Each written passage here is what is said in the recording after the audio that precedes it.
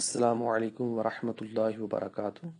سوال یہ پوچھا گیا کہ جمعۃ الوداع کے موقع پر قضا عمری پڑھنی چاہیے یا نہیں؟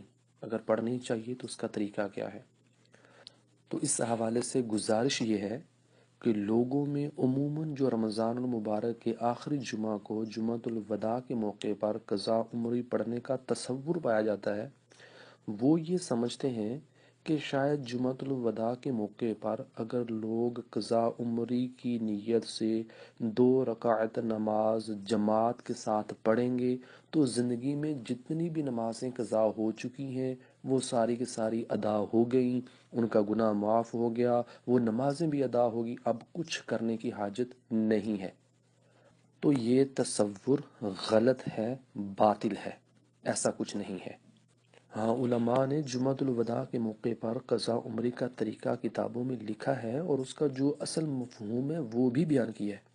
چنانچہ اسلامی زندگی کتاب کے اندر مفتی احمد یار خان علی رحمۃ الحنان لکھتے ہیں کہ جمعۃ الوداع کے موقع پر ظہر اور عصر کے درمیان 12 رکعت نفل پڑھے جائیں اور دو دو کی نیت کر کے پڑھے جائیں، اور اس انداز میں پڑھیں کہ ہر رکعت میں سورۃ الفاتحہ کے بعد ایک بار آیت الکرسی اور 3 بار سورہ اخلاص اور ایک بار سورۃ الفلق اور ایک بار سورۃ الناس پڑھیں۔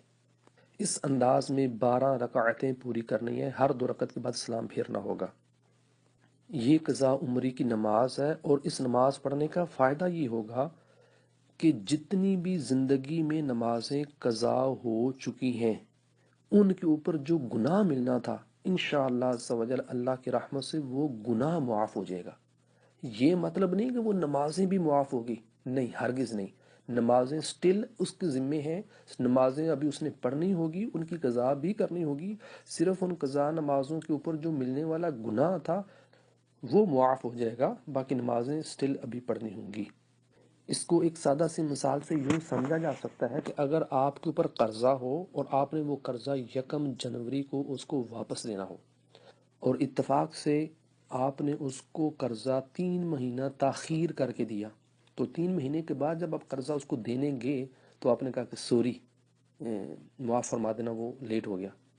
لیکن یہ جو آپ کا سوری بولنا ہے، اس سے یہ مطلب نہیں کہ آپ کا پورا قرضہ ہی معاف ہو گیا۔